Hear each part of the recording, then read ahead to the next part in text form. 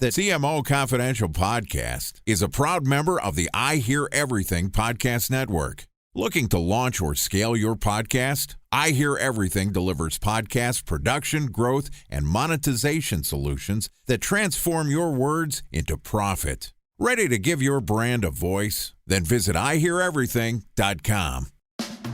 Welcome to CMO Confidential, the podcast that takes you inside the drama, decisions, and choices that go with being the head of marketing. Hosted by five-time CMO Mike Linton.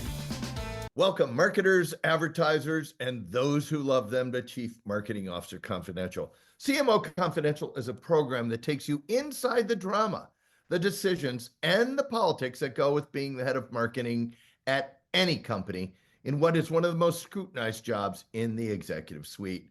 I'm Mike Linton, the former Chief Marketing Officer of Best Buy, eBay, Farmers Insurance, and Ancestry.com. Here today with my guest, Dan Salkey. Today's topic: merging marketing and entertainment. Is it right for your business? Now, Dan is the co-founder and strategy partner of Small World, an agency focused on creating entertainment-first brands. So that's entertainment-first brands. He has been in the agency business since 2014 and also spent 2 years working on the Adidas brand in the UK. Dan, welcome to the show. Thanks for introducing me so brilliantly, Mike.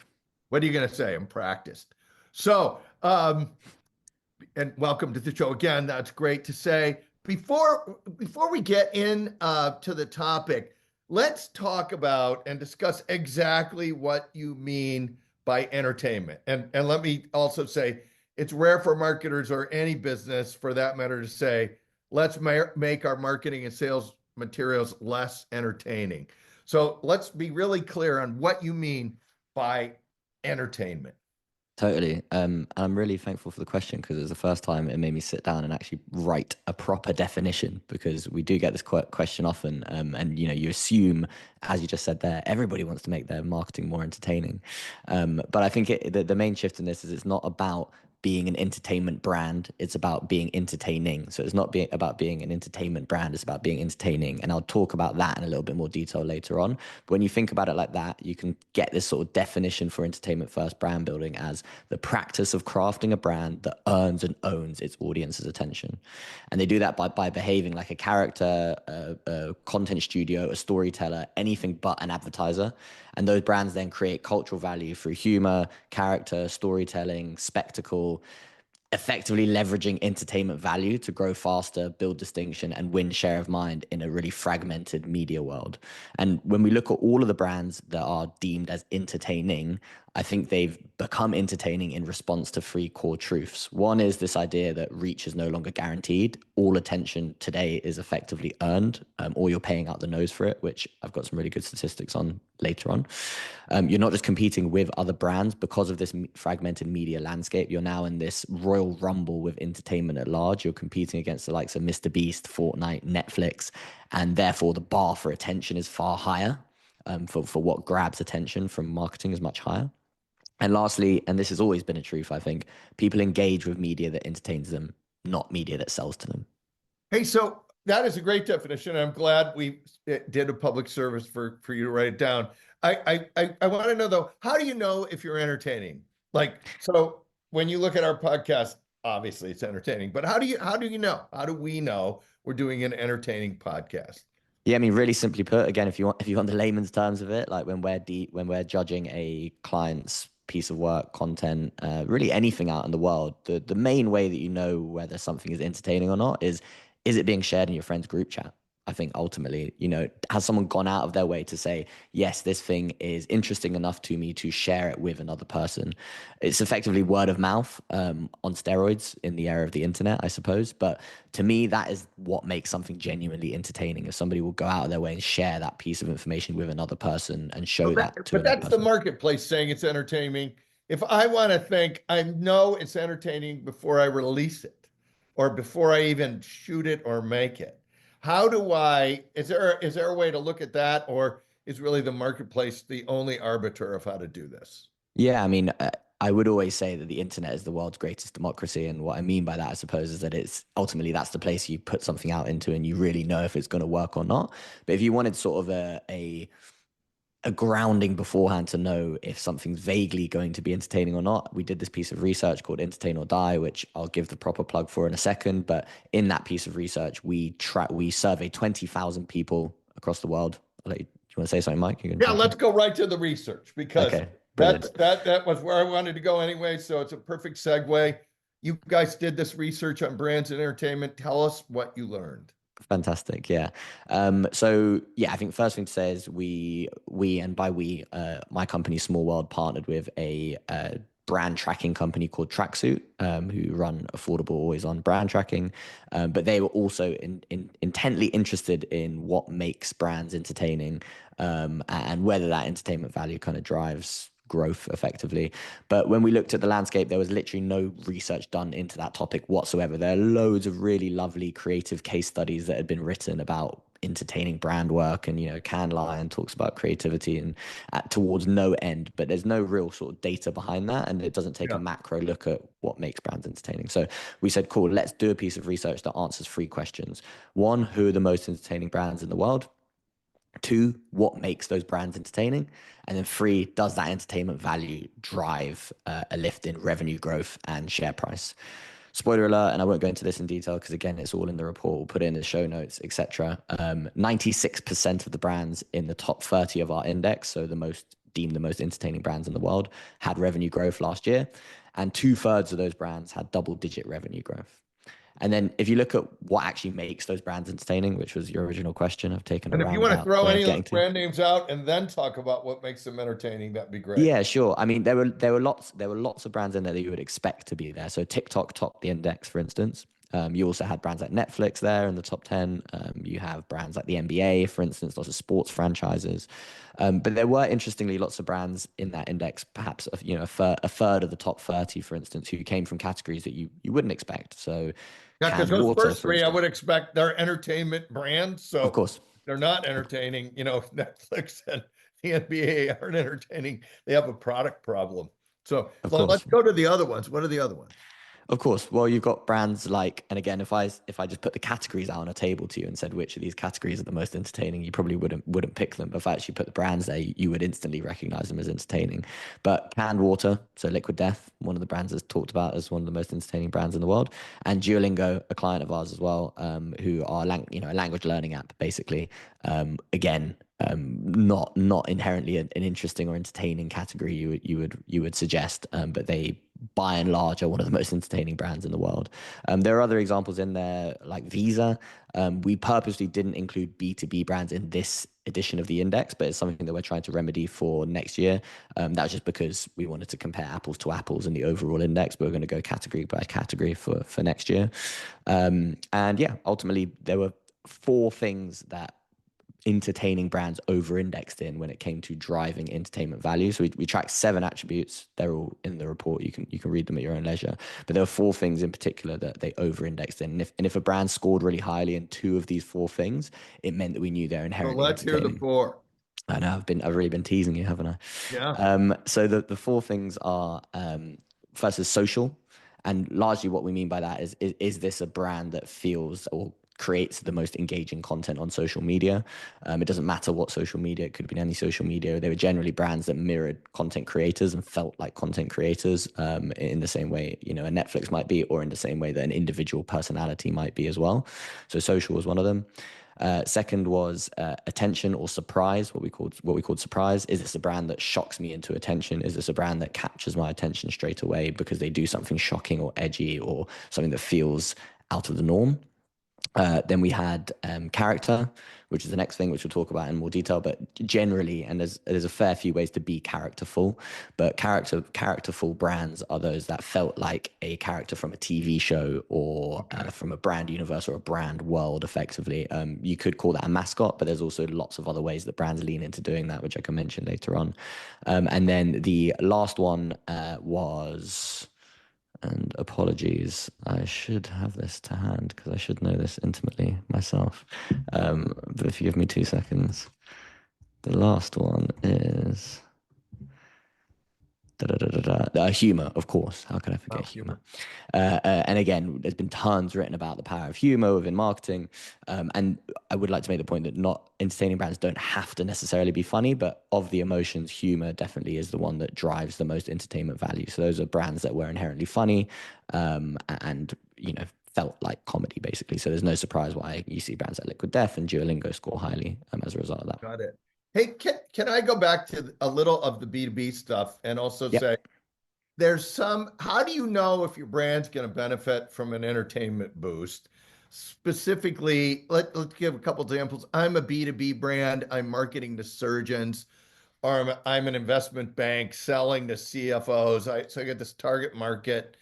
Do I always want to go down the entertainment route, or is that dangerous in some ways? Yeah, so of course I'm biased, but I would push back and say you cannot afford not to follow an entertainment first approach to marketing. So going back to something that I mentioned earlier, in the last decade alone, CPMs on platforms have risen 222%. It's incredibly expensive to advertise solely through paid advertising, no matter what channel you're on.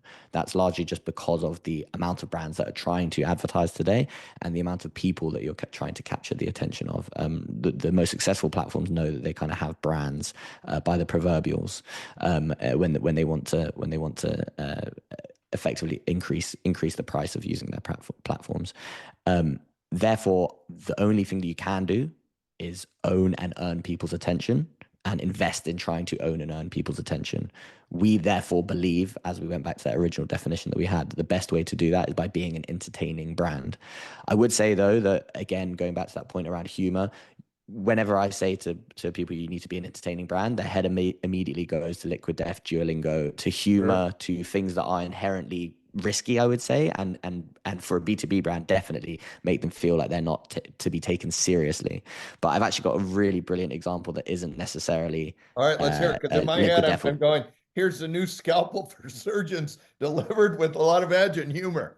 Yeah, well, I still think that would do brilliantly well because surgeons at the end of the day are just people. But I would like to make, a point, as I said, that you don't necessarily need to lean into humor to be entertaining. And again, it's one of the things that we've learned as a learning for Entertain or Die Free when we release it. So, do you know the brand NetScout by any chance? I do not.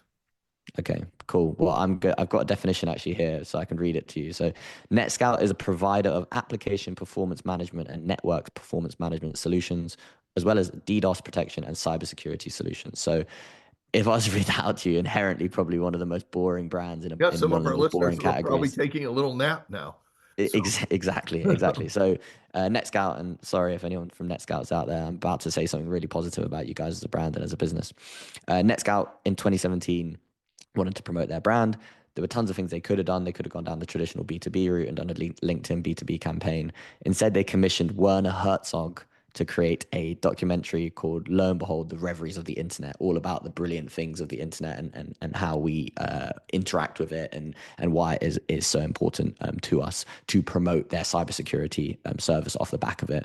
For those of you who don't know, I'm sure lots of people listening He's to a this know famous who Werner director. Herzog is. He's one of the most famous documentary directors of all time. It's not a funny documentary at all. It's very weird and a bit absurdist, but it's just a fantastic piece of entertainment and filmmaking. It's got a 92% score on Rotten Tomatoes. It was released at the Sundance Film Festival to critical acclaim. It is a brilliant piece of entertainment marketing, much better than lots of the things that were shown at Sundance that year that weren't tied to a brand whatsoever, by NetScout, who is this incredibly boring brand. If someone from NetScout wants to reach out and say what kind of impact they had on their brand metrics and full funnel metrics, please by all means do. But I'm 100% sure that garnered a lot more owned and earned attention than running a LinkedIn B2B campaign would have done for them. We're happy to post the documentary in the comments if we get it. Let's talk about, so you decide your brand needs an entertainment boost. Let's do the best and the worst ways to do that, because obviously all entertainment is not equal. There's probably a good way to do it and a not so good way. Give our listeners your best practices and worst Hall of Fame examples. Yeah, of course. I'll be happy to. Hopefully, none of them will come from my company. What is really important to mention, I think, first off the bat, is this. If I were to, again, none of this flies in the face of traditional marketing, diagnosis, knowing your customer, strategy, building a plan of attack, and then tactics, putting that all into action. We'd follow the same approach when we do entertainment first brand building. It's just the nuance of it is slightly different. So first of all, we need to know who we're making entertainment for. Who are those people? Yeah. We call them our fans, audience, people, customers, whatever you want to call them. But in this case, I think they are fans. You know, what are they going to be fans of and sharing? As a result of who those people are and what they're interested in, what form is that going to take? Is it a documentary that we're releasing at Sundance, or is it a TikTok, TikTok content strategy effectively? And then which platforms are we going to be releasing that on? Again, is it something that we're doing as a big IP project because we're going for maximum eyeballs, like the Barbie movie or Minecraft movie? Or is it something that's going to be a smaller bet experiment that we're starting off as like a YouTube content series, for instance, or something on LinkedIn, for instance, wherever that might be? So I would say it's all about the who, what, and the which. That's the way that we kind of plan it out. And I would say the worst attempts that we see at entertainment first brand building are those which are self-obsessed. They inherently think that their product and their brand is going to be the most entertaining thing in the world. Want to throw an Invariably, example out there? Can you throw an example out? I don't really want to dig out any particular brands, but I think it just from a category first approach, at least, you see this a lot from tech companies, and we work with a lot of tech companies to help them change that and remedy that. I would say it's something that you tend to see from a lot of SaaS companies. They tend to think that, their invention, what they've come up with, their piece of technology is the most amazing thing in the world because they have to. Because when I hang around with my friends, we talk about SaaS and middleware endlessly and how entertaining amazing it is. Yeah. Hey, what about all the borrowed interest you see where brands are trying to get entertaining through particularly celebrities? I mean, the Super Bowl ads you saw, Matthew McConaughey had, Yep. selling a huge amount of stuff. Yeah. Tell us about that. Totally. I mean, I've got an anecdote I want to put at the end, which is all about the Super Bowl and maybe the effect or lack of effect thereof of necessarily investing in one of those traditional ads. But yeah, ultimately, I would always rather own 10,000 eyeballs than rent 100,000 eyeballs. I think that is the way that I always think about it. We can talk about that a little bit more in the measurement section, but effectively, what you're doing when you're buying a Super Bowl spot is that you are renting millions and millions of eyeballs with no guarantee that they were actually effectively paying or clicking or subscribing to watch what you want to say. And a lot of the time you can break through that. It's the same way when you partner with a celebrity to an extent, you are renting the people who like that celebrity and you have a chance of maybe ingratiating yourself to the people that they know. And I still think it's important, celebrity spokespeople have a place, but the success of, brand mascots, for instance, and there's tons of, research and insight done into it. And I know we'll talk about it in a little bit more detail later on. Brand mascots are a lot cheaper than celebrities. Exactly. They can be if they turn into a successful brand asset, I guess. But there is there's both benefit and negative to renting an audience and working with celebrity. My point of view would just be that, it's a lot harder to do this, but I would always rather own 10,000 eyeballs than rent 100,000. Let's talk about measures. You touched on it a little bit, but how do I understand what entertainment is doing for me? And then how do I separate entertainment from the other marketing? Say the Werner Herzog film. I got a lot of salespeople running around. I've got I'm going to a lot of conventions. How do I measure this component of it? And how do I isolate the variable? Yeah. So first of all, you do tend to see the impact of entertainment first strategies and tactics across the full funnel. So again, there's some brilliant tracksuit data on Duolingo, which I can give you, which we tracked over the last year to see, okay, well, Duolingo have overcommitted to this sort of entertainment first approach. Are their funnel metrics improving at the same time? Yes, they are. Really positive results, up like 11%, 10%, 12% over the period of time when we've been tracking them.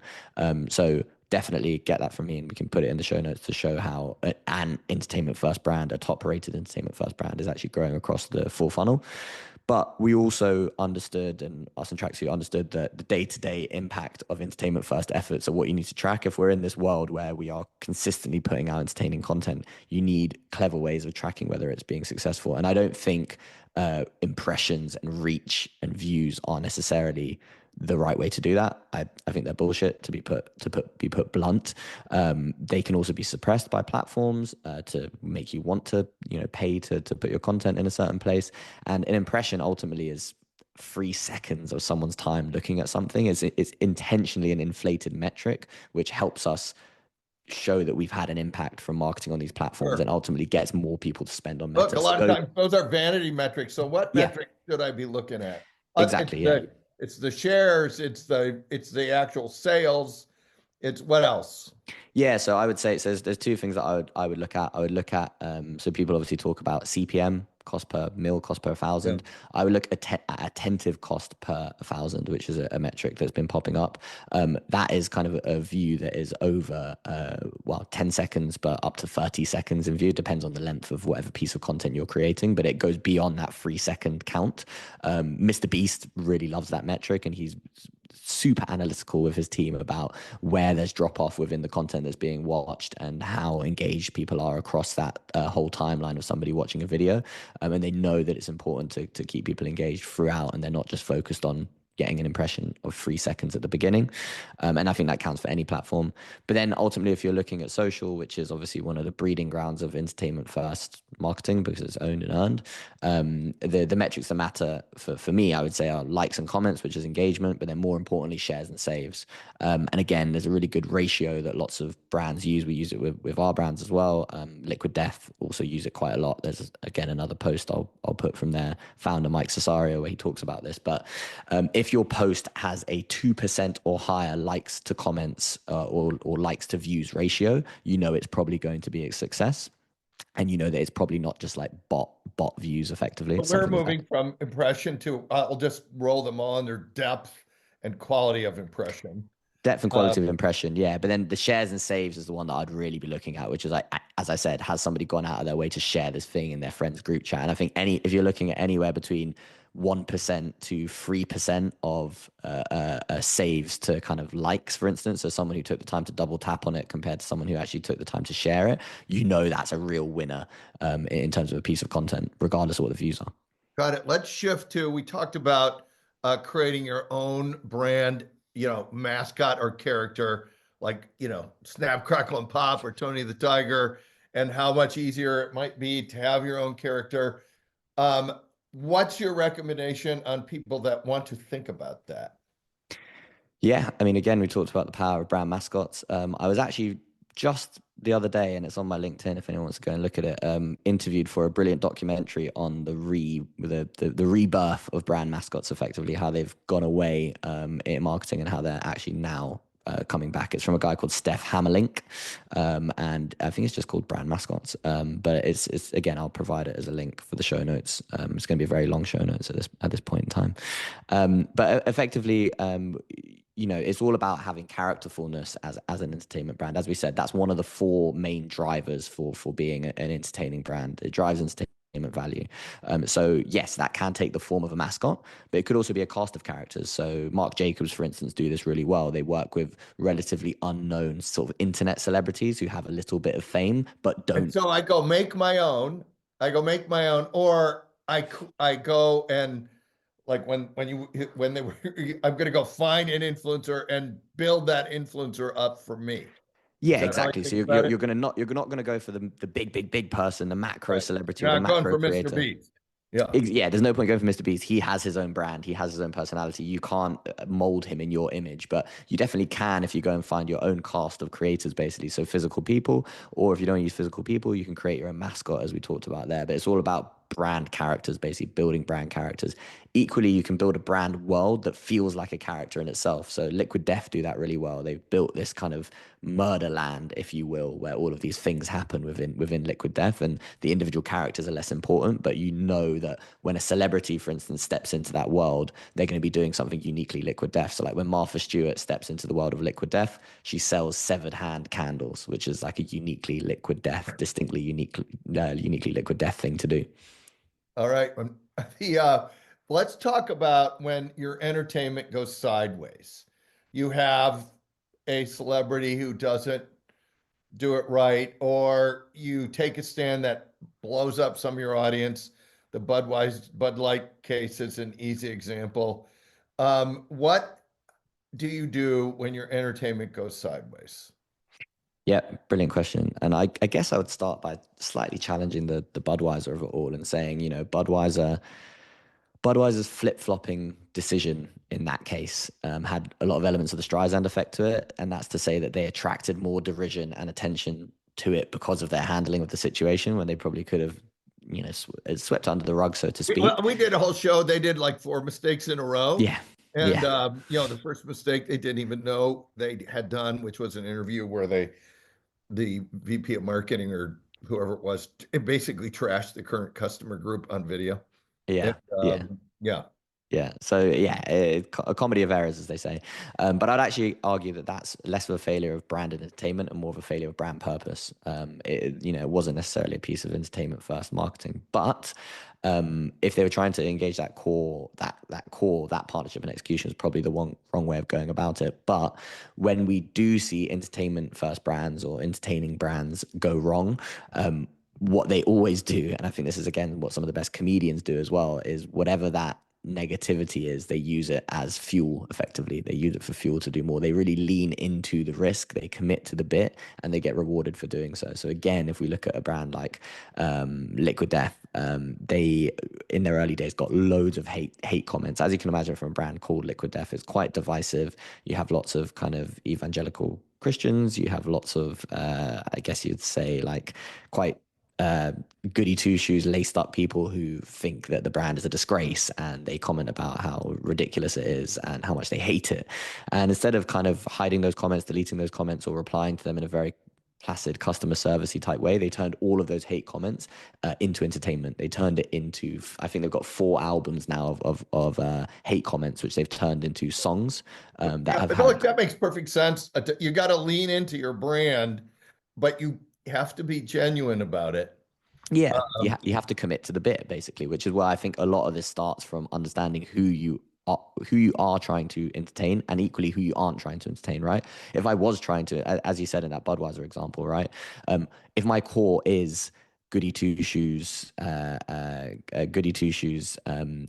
soccer mums, effectively, who I know are going to be really offended by that, then that is completely the wrong strategy to take. And to lean into that is to the detriment and the death of my brand, effectively. But Liquid Death knew that that was the opposite of who they're trying to attract. And actually, the people that they are their heartland audience, effectively, would find that very funny that they were annoying that audience. So it all goes back to, again, starting Look, with you got to who am take I a actually trying to stand and entertain. hold on to the stand. Let's go. We're almost at time, so I'm going to go to our traditional last question. It's a two-parter. You have to take one or both, but you have to take at least one.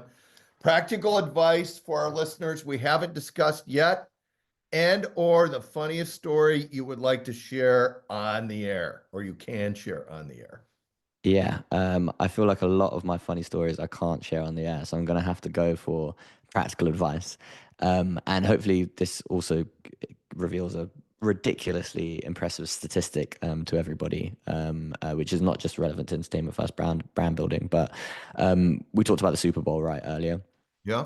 Do you know 24 hours after the Super Bowl happened, do you know what moment stole 84% of all the conversation around all of the brands at the Super Bowl a day after it happened? I do not. Okay, and I don't blame you for not knowing that. It was Duolingo killing their owl mascot, which I think sums up a lot of things that we've spoken about in this I feel conversation. like Liquid Death was somehow involved with the severed hand candle, but yeah. Perhaps maybe Martha Stewart was one of the suspects. But I think it serves to show that in the world that we live in today, it is so hard to be remembered as a brand. So your only hope is to lean into this world of what we call a lot of littles. And Duolingo have been brilliant at understanding that. So they know that it's all about winning maximum minutes on the internet every single day. All entertaining brands have found a way of building a system that allows them to buy lots of tickets for the raffle every single time. So that's kind of what I would advise you as an entertaining brand. What you need to do is to think in this world of lots of littles. You need to be entertaining every single day, and you need to build a kind of effectively a content system, and this is what we help lots of our clients do, but a content system that allows you to think of an idea and then within 72 hours, within 3 days, come up with something, put it out into the world, because nothing's ever as good or as bad as it seems. Equally, something that is talked about all day, every day, one day on the internet is then forgotten about the very next day. So the only way that you can hope to survive is by approaching marketing with this sort of writer's room style approach, where you're, effectively building more chances to go viral, more moments for success. I think that's a great way to end the show. Speed and depth of content all the time. So thank you, Dan, and thanks to everyone for listening to CMO Confidential. Look for all of our other shows on Spotify, Apple, and YouTube, including Marketing, the Battle Between Believers and Non-Believers, Parts 1 and 2. It's a bird, it's a plane.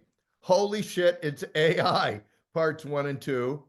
Your next best customer could be an AI bot, and synthetic influencers. Should brands do it themselves? Hey, all you marketers, stay safe out there. This is Mike Linton signing off for CMO Confidential.